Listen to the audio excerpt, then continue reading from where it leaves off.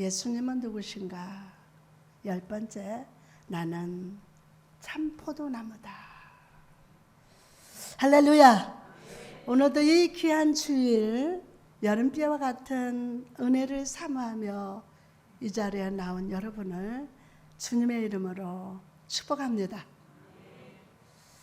말씀이 들리게 하시고 그 말씀의 능력이 삶 속에 경험되게 하시는 성령님께서 오늘 이 말씀도 시각적으로, 청각적으로, 또한 육적으로, 영적으로 온전히 경험하게 하실 줄 믿습니다.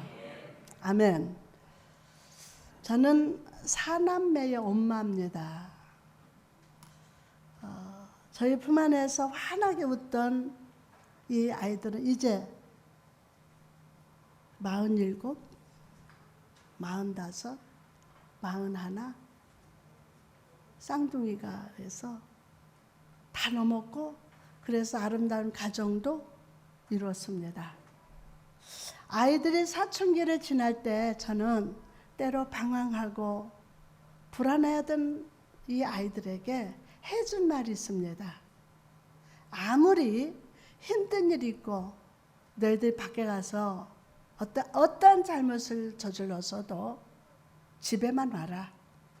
엄마한테 오기만 해라. 그러면 엄마가 해결한다. 괜찮아. 너희들이 가서 어떤 일을 저질렀어도 괜찮아. 집에만 와. 엄마한테 와. 그러면 다 해결된다. 라고 했습니다. 그리고 아이들은 문제가 있을 때마다 곤란한 상황에 빠질 때마다 저의 말을 기억하고 함께 문제를 해결했습니다. 코로나19라는 질병 여전히 우리 마음을 불안하고 근심하게 만듭니다. 또한 나라적으로도 참 힘겹습니다. 불안합니다. 이럴 때일수록 우리는 세상 사람의 소리가 아니라 은혜의 말씀을 바라시는 주의 음성에 귀를 기울여야 될 줄 믿습니다. 그럼 한치 앞 미래도 알 수 없는 불안한 이 현실 속에서도 계속해서 열매를 맺는 삶을 살기 위해서 귀 기울여야 할 음성은 무엇입니까? 첫째로 음성은 내 안에 거하라. 내 안에 거하라. 아멘. 내 안에 거하라. 본문 1절에 보니까 나는 참 포도나무요 내 아버지는 농부라.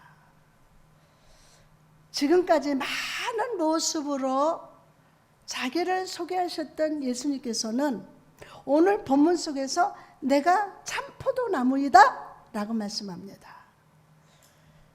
헬라 원문 성경을 보면요, 내가 그 참된 포도나무이다 라고 쓰여 있습니다. 예수님은 참되다. 예수님은 어떠다? 예수님은 참되다 라는 말씀을 쓰셨을까요? 예수님 참되다 라는 말을 왜 쓰셨을까요? 포도나무는 이스라엘 사람들에게 매우 특별한 의미를 가지고 있었습니다. 구약시대부터 이스라엘은 하나님의 포도나무로 비유되어 있습니다. 그래서 예레미야 2장 21절에 보니까 내가 너를 순전한 참 종자 곧 귀한 포도나무로 심었거늘. 호세아 10장 1절에 보니까 이스라엘은 열매 맺는 무성한 포도나무라. 그 열매가 많을수록 제단을 많게 하며 그 땅이 번영할수록 주상을 아름답게 하도다. 여러분, 하나님에게 있어서 이스라엘 백성은 아주 귀한 포도나무, 열매 맺는 포도나무였어요.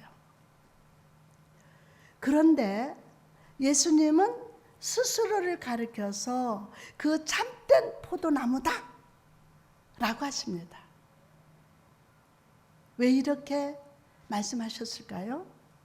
지금 이스라엘 백성들의 영적인 상태, 영적인 실상이 가짜 포도나무라는 겁니다. 가짜 포도나무. 아니 혹시나 가짜는 아닐지라도 최소한 불완전한 포도나무, 열매 맺지 못하는 나무라는 것입니다.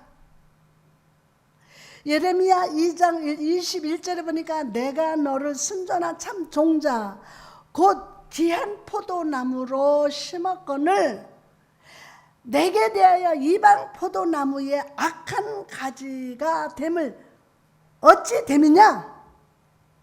어찌 됨이냐? 이스라엘 백성들은요 스스로 하나님의 선택받은 민족이라고 생각을 했어요. 복의 근원 아브라함의 후손으로서 오직 자기들만 하나님의 복을 받고 복을 누리고 구원을 받을 것이라고 믿었습니다. 그러나 예수님께서 그렇지 않다고 하셨습니다. 그렇지 않다. 오직 참 포도나무 되시는 예수 안에 거해야만 하나님 기뻐하시고 인정하시는 삶을 살 수 있다고 하십니다. 참 포도나무 되시는 예수 안에 거해야만 삶 속에 소망의 열매, 축복의 열매를 맺을 수 있다.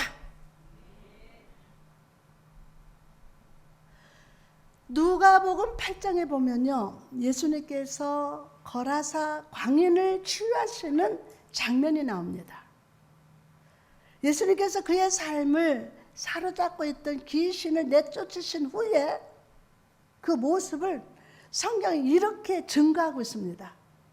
누가복음 8장 35절에 사람들이 그 이루어진 일을 보러 나와서 예수께 이르러 귀신 나간 사람이 옷을 입고 정신이 온전하여 예수 발치에 앉아서 있는 것을 보고 두려워하거늘. 아멘. 예수님 앞에서 자기 자신을 직면한 이 사람은 귀신에게 노임을 받았어요. 중요한 게 예수님 앞에서 자기 자신을 직면한 이 사람은 귀신에게 노임을 받았다는 거예요. 옷을 벗고 무덤가를 거니던 그가 이제 옷을 입고 온전한 모습으로 주님의 발치 아래 앉아 있습니다. 여러분, 우리는 이 사람의 모습을 보면서 중요한 질을 깨달아야 합니다. 인간의 삶에 있어서 가장 행복한 자리, 가장 편안한 자리, 가장 안전한 자리는 바로 예수님의 발치 아래 거하는 것이라는 겁니다. 예수님 발치 아래 거하는 거예요. 많은 사람들이 삶이 힘들고 병들며 문제가 있을 때는 예수님의 발치 아래 가까이 오다가도 문제가 해결받고 인생의 날씨가 맑을 때는 주님을 떠나서 내 마음대로 살아갑니다. 그러나 여러분, 중요한 것은 증상을 없애게 하는 것이 아니라 더 이상 이 문제와 시험과 염려라는 바이러스에 흔들리지 않도록 영적인 면역력, 믿음의 체력을 기르는 것임을 아십니까? 영적인 뭐요? 면역력, 믿음의 체력을 기르는 것.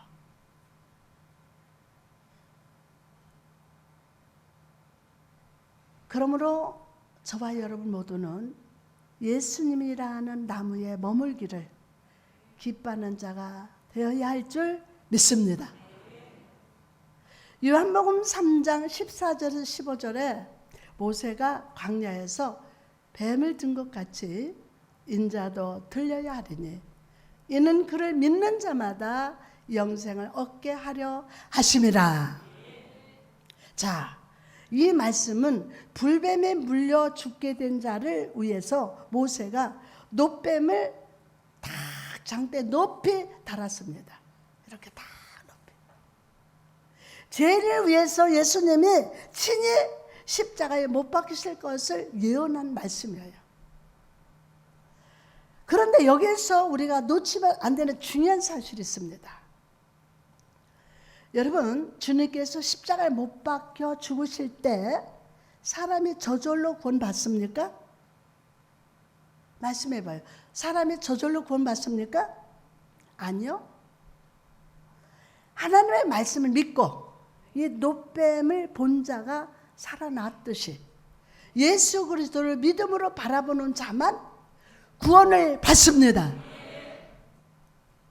다시 말해서 믿음이란 말하는 것, 아는 것이 아니라 실제로 믿고 쫓아가는 것을 말해요.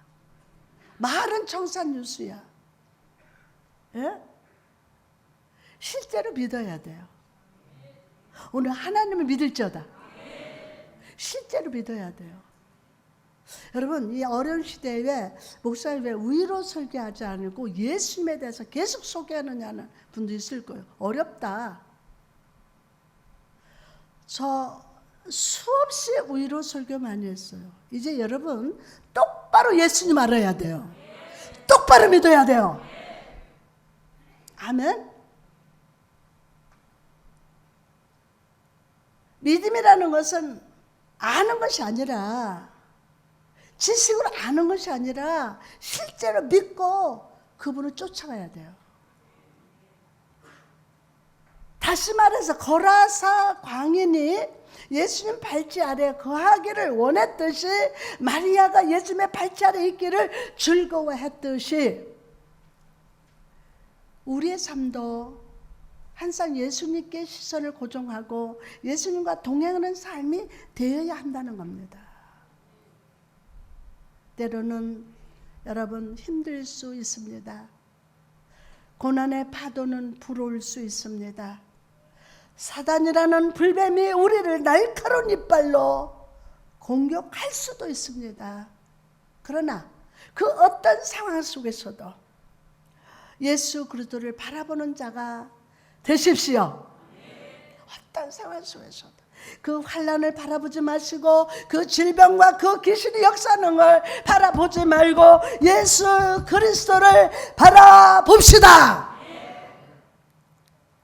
그럴 때 사자굴에서 다니엘을 구원하신 하나님, 골리앗의 이마를 뚫고 승리케 하신 하나님, 이방 땅 애굽에서 요셉을 형통케 하신 우리 하나님께서 여러분의 마음과 생각을 항상 온전하게 지켜주시고 믿음에 인정하시며 세상에서 주님의 축복받는 자로 살아가게 하실 줄 믿습니다. 두 번째로 귀를 기울여야 할 음성은 깨끗함을 받으라. 다시 한번 깨끗함을 받으라. 본문 1절에 보니까 내 아버지는 농부라. 예수님께서는 하나님을 가리켜 농부라고 부르고 계십니다. 나무는 농부의 소유입니다. 그렇죠? 그리고 농부는 그 나무를 정성스럽게 돌보고 관리를 합니다. 이처럼 하나님께서는 산포는 나무 되신 예수와 연합한 성도들을 더 나은 축복으로 인도하시는 분이십니다. 동시에 예수를 거부하는 사람들은 가차없이 심판하시는 분으로서 포도나무와 그 가지들을 세밀히 관리하시는 농부라는 것입니다. 그럼 그 농부는 무슨 일을 하실까요? 본문 2절에 보니까 물은 내게 붙어 있어 열매를 맺지 아니하는 가지는 아버지께서 그것을 어떻게 해요? 제거해 버리시고 물은 열매를 맺는 가지는 더 열매를 맺게 하려 하여 그것을 어떻게? 깨끗하게 하시느니라. 깨끗하게 하시느니라. 2절에서 예수님은 농부가 하는 일에 대해서 말씀을 합니다. 먼저 농부는 열매 맺지 않는 가지를 어떻게 한다고 했어요? 제거하신다 라고 했습니다. 이 말은 열매 맺지 않는 가지들을 계속해서 잘라내고 있다라는 뜻입니다. 그럼 열매 맺지 않는 가지는 과연 누구일까요? 이들은 스스로 예수 안에 있다고 생각하지만 실상은 믿음이 없는 사람들, 삶 속에 믿음의 행함이 없는 사람들 상징합니다. 예수님께서 일부러는 하나님을 가장 사랑한다고 하면서도 삶 속에서는 말씀대로 행하지 않는 바리새인들을 향해서 마귀의 자식이며 이 마귀의 자식들아 뭐 독살 자식들아 마귀의 자식이며 지옥 판결을 피하지 못한다고 경고하신 것처럼 농부 대신 하나님께서는 오늘도 계속해서 행함이 없는 사람들, 열매가 없는 가지들을 계속해서 제거하고 계신다는 거예요. 계속해서 농부는 무릇 열매를 맺는 가지는 더 열매를 맺게 하려 하여 그것을 깨끗하게 하시는 일을 하십니다. 왜 우리 가정 그렇지? 지금 깨끗하게 하시는 거예요. 왜 그렇게 나는 아프지? 지금 깨끗하게 하시는 거예요. 아멘? 깨끗하게 하시는 거예요. 농부는 열매 맺지 않는 가지는 잘라냅니다. 그러나 열매 맺는 가지들을 잘라내는 것이 아니라 깨끗하게 하신다고 해요. 와, 벌레가 나무에서 나무 파줘 먹는 거 다 잡아주고, 와, 물이 없다면 물을 주고, 그렇죠? 깨끗하게 해요. 농부가 더 많은 열매를 기대하면서 잔가지를 쳐주는 것처럼 하나님은 예수 안에 거하면서 믿음의 열매를 맺고 있는 성도들에게 특별한 관심을 가지신다는 거예요. 와, 집사님이 성령의 감동을 받는다, 하나님 음성을 듣다, 이게 내가 일주일 동안 행복한 거야. 그 한마디에 너무 감사한 거야. 여러분이 변화될 때, 여러분이 하나님의 음성 안에서 하나님 안에 거할 때 천금을 주고도 살 수 없어. 왜? 여러분은 천하보다 귀한 생명이야. 아멘? 여러분 가치는 절대 가치야. 상대 가치 아니라고요. 무슨 가치요? 절대 가치는 십자가에서 이뤄낸 이 절대 가치라고요. 아멘? 그러면 이게 자꾸 내가 사단한테 속고 뭐하고 또 뭐한데, 근데 여러분이 하나님 앞에 진실을 고백하세요. 그러면 이 고백을 하면 얼굴도 뜨끈뜨끈하고 막 그렇잖아요. 죄송하고 사람한테 무슨 나 이런 사람이야. 그런데 한번 고백하고 나면은 그때부터 담대미 와. 또 하잖아. 잔소리 말어. 난 하나님 앞에 고백했어. 하나님 자녀로 당당해지는 거야. 정죄받지 않아. 죄책감이 눌리지 않아. 하나님 앞에 다 고백했어. 목사님은 상담해서 이랬어.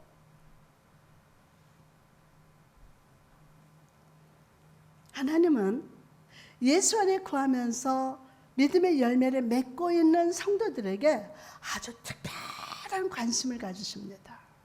특별하게. 우리 삶 속에 자리 잡은 염려, 근심, 불신, 죄, 사망, 사단의 잔가지들을 잘라내시사 깨끗하게 하심을 믿으시기 바랍니다.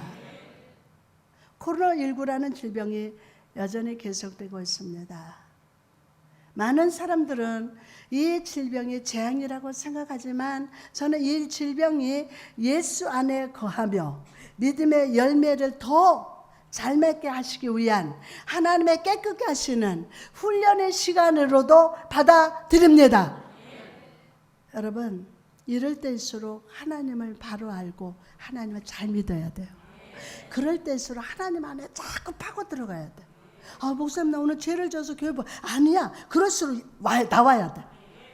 어쩌면 그렇게 토요일만 되고 주일만 되면 이렇게 싸움판 나는지 몰라. 그것도 주일 아침에. 그리고 토요일 날. 왜냐하면 너 그렇게 싸우고 그렇게 해서 교회 갈 수 있어? 사단이 바짝 다가서 못 가게 한다. 그럴 때일수록 툭툭 떨고 아버지 앞에 나오면 승리한다. 아멘이죠. 그러면 뿐만 아니라 우리의 본질, 우리의 믿음의 실상을 점검하고 깨끗게 하기 위한 주님의 사랑의 손길을 믿습니다. 그러면 요한계시록 3장에 보니까 라오디게아 교회를 불꽃 같은 눈으로 살피시고 진단하시는 예수님의 모습이 나옵니다. 요즘 어때요? 정말 불꽃 같은 눈으로 우리를 살피시는 거, 우리의 본질을, 자기 발견,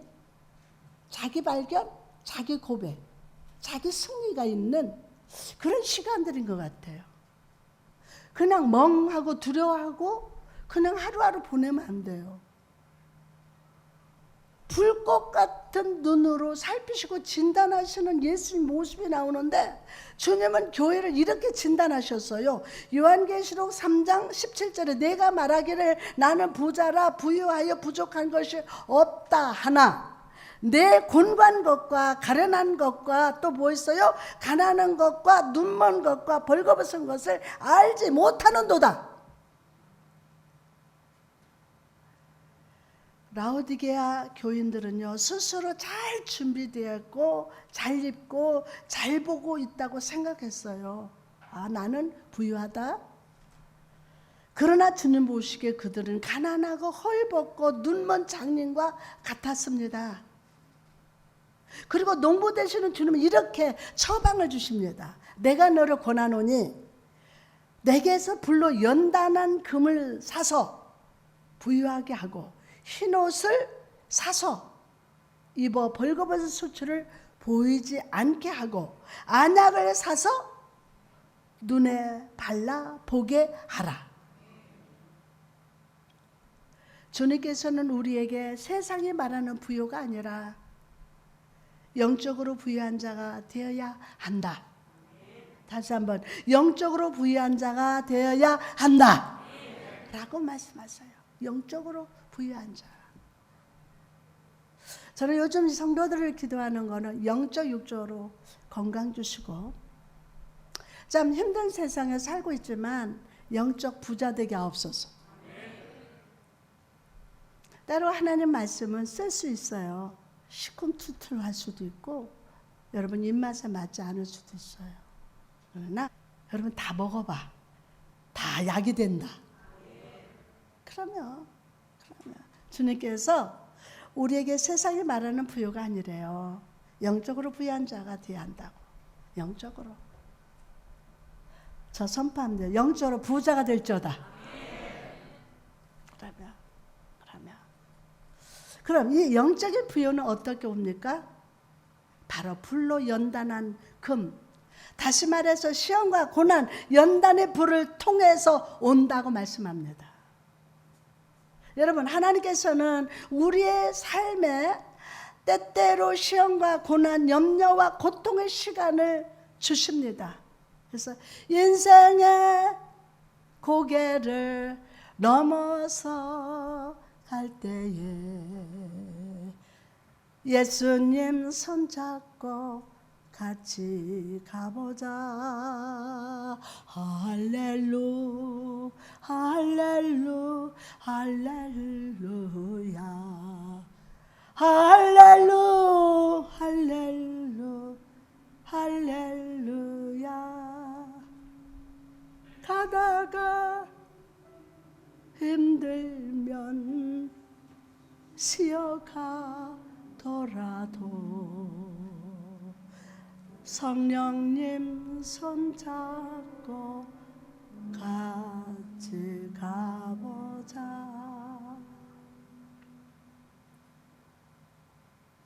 고통의 시간을 주십니다. 그것은 나를 망하게 하려는 것이 아니에요. 오히려 우리로 진정 부유하게 하고 영적 순수함을 지키게 하려는 주님의 사랑임을 믿으시기 바랍니다. 주님의 사랑이에요. 나가서 세상의 것으로 빛나는 옷이 아니라 예수님의 보혈로 가득한 의의 옷, 거룩의 옷을 입혀주시기를 바랍니다. 뿐만 아니라 육의 눈이 아니라 하나님의 눈으로 모든 것을 바라보도록 우리의 영의 눈을 떠지게 하십니다. 아멘. 오늘 이 영의 눈이 떠지시기를 축복합니다. 라오디게아 교회는요, 지금 주님께 책망을 받고 있어요. 그러나 이것은 그 교회를 진정 사랑하시기 때문이에요. 여러분, 요한계시록 3장 19절에 보니까 물은 내가 사랑하는 자를 책망하여 징계하노니 그러므로 내가 열심을 내라 회개하라. 우리가 자녀를 훈계하는 것은 미워함이 아니라 사랑하기 때문이에요. 이처럼 농부 되신 하나님은 우리를 사랑하시기 때문에 때때로 책망하시고 훈계하십니다. 우리의 믿음의 가지를 깨끗하게 하셔서 우리로 믿음 안에서 아주 장성하고 열매 맺기를 원하십니다. 그러면서 이렇게 말씀하십니다. 볼지어다 내가 문 밖에 서서 두드리노니 누구든지 내 음성을 듣고 문을 열면 내가 그에게로 들어가 그와 더불어 먹고 그는 나와 더불어 먹으리라. 여러분, 이 말씀 무슨 뜻입니까? 그저 같이 밥 먹자는 말입니까? 아닙니다. 주님을 마음에 모셔드려서 하나님의 예비하신 놀라운 일을 내 삶을 통해서 이루시겠다는 선포입니다. 예수님의 열정이 나의 열정이 되고 예수님의 꿈이 내 꿈이 되고, 아멘. 예수님이 하시는 성취가 나의 성취가 하기 위해서 오늘도 내 마음의 문을 두드리고 계십니다. 그러므로 여러분, 오늘 이 시간 마음문을 여시기 바랍니다. 잃어버린 열정이 회복될 자다. 그래서 주님께서 책망받는 성도가 아니라 살아있는 믿음, 생명 있는 믿음의 사람으로 변화받아서 예수님과 함께 놀라운 성취의 삶, 열매 맺는 삶을 살아가시기를 주님의 이름으로 축원합니다. 세 번째로 귀를 기울여야 하는 음성은 말씀대로 살아라. 시작.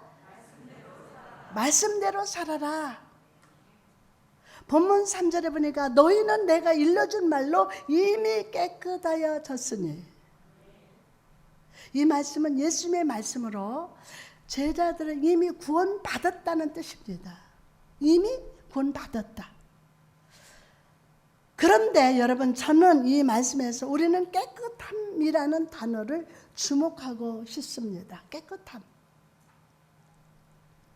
한 인간이 하나님 앞에서 깨끗한 자, 즉 의로운 자로 불림받기 위해서는 죄의 문제를 완전히 해결하실 수 있는 예수님의 말씀을 믿을 때만이 가능합니다. 예수님의 말씀을 믿을 때만. 예수님의 말씀을 믿을지어다.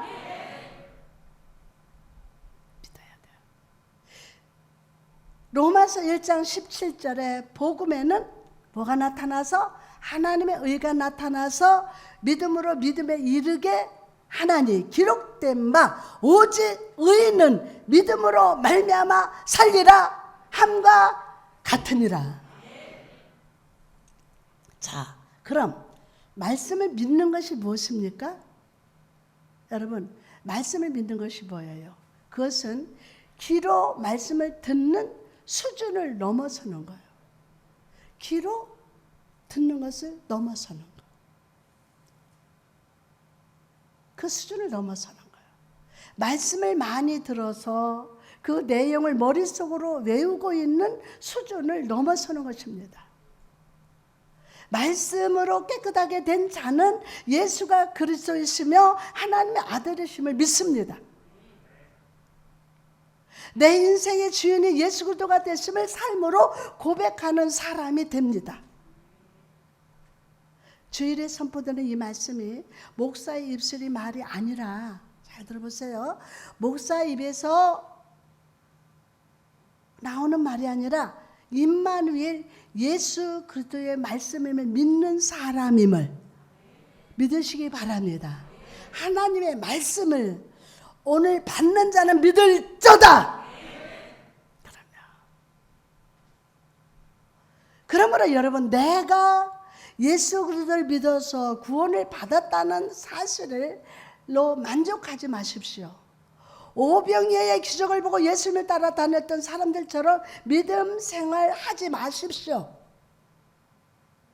매 순간 주 예수 그리스도의 말씀에 귀를 기울이시기를 바랍니다. 그래서 영적으로 깨끗함을 유지하는 자가 되어야 돼요. 저녁이면 저는 제 설교를 꼭 한 편씩 들어요. 들으면서 깨닫기도 하고 울기도 하고 또 일어나서 두 손 들고 기도도 하지만 정말 하나님의 말씀을 내가 잘 전했는가?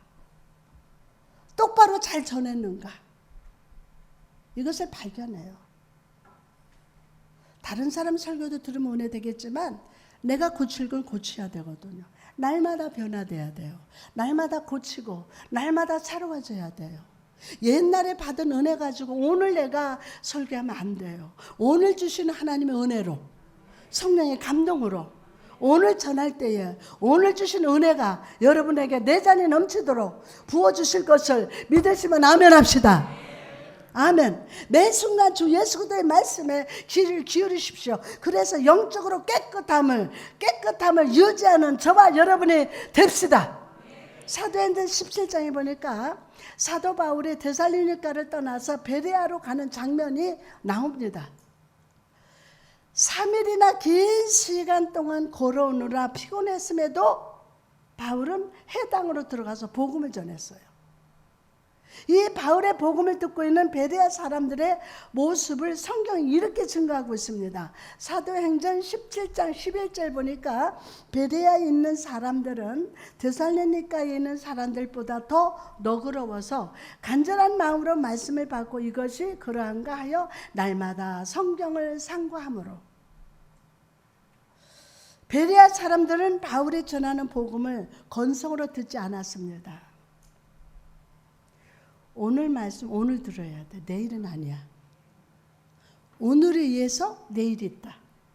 오늘 꽃이 없는 나무 내일 열매가 없다. 아멘. 오늘 받아야 돼요. 건성 듣지 말고. 그들은 복음을 간절한 마음으로 들었어요. 이 말씀이 정말 그러한가? 하고 말하면서 날마다 말씀을 상고했어요. 여기서 상고했다는 말을 주목합시다.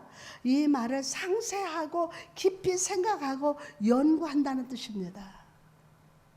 그들은 바울이 전하는 예수, 즉 나를 위해서 죽으시고 부활하셨으며 부활하신 분은 하나님이시며 그분이 우리 인생의 주인이시요 왕이 되심을 믿기 위해서 말씀을 깊이 생각했습니다. 여러분, 그렇다면 오늘 우리가 그리스도의 삶을 살면서 하나님의 말씀을 상고한다는 것을 무엇을 의미할까요? 먼저 하나님의 길과 나의 길이 다름을 인정하고 받아들인다는 거예요. 누구 길과? 하나님의 길과 나의 길이 다르다는 걸 인정하면서 받아들여야 돼요.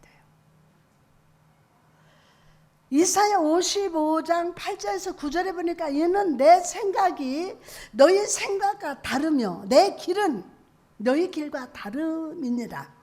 여호와의 말씀이라. 이는 하늘과 땅보다 높음같이 내 길은 여호와의 길보다 높으며 내 생각은 너희 생각보다 높음이라. 아멘.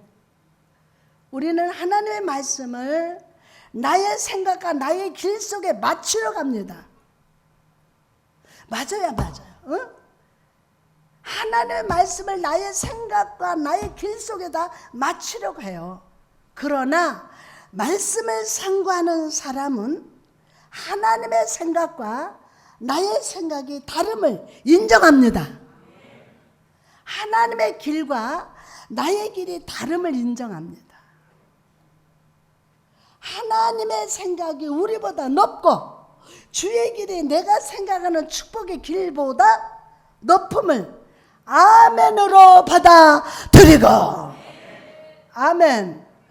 주의 인도하심을 따라서 삶을 살아가기를 결단합니다.